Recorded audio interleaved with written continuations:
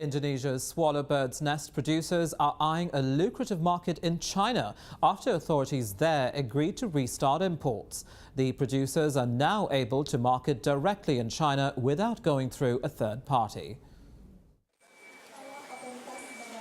China is once again importing edible birds' nests from Indonesia after authorities approved hygiene and quality standards. Quarantine officials tightened regulations 4 years ago after a hazardous nitrate chemical was detected in the products. The head of Indonesia's Swallowbird's Nest Farmers and Traders Association, Budi Renata, says he's thankful that 3 local producers can now market their products directly in China. Bagus, jadi image-nya di Cina kalau kita itu memang punya barang kualitas bagus. Sementara ini kalau China kan dapat barang dari Malaysia. Nah, sebelum kita ekspor ya tentunya anggapan publik Malaysia lebih bagus dari Cina. Tapi pada saat kita masuk tentunya Malaysia orang akan bilang oh sama aja produk ini. Bahkan mungkin Indonesia dengan area yang lebih luas punya produksi yang lebih bagus.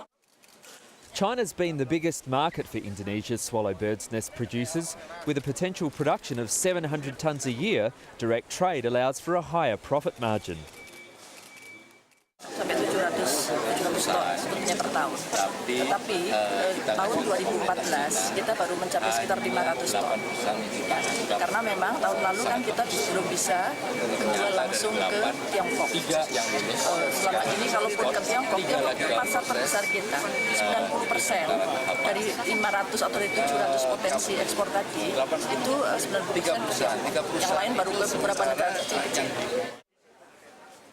Exports fetched 20 million rupiah a kilogram, which added up to 7.5 trillion rupiah in 2014.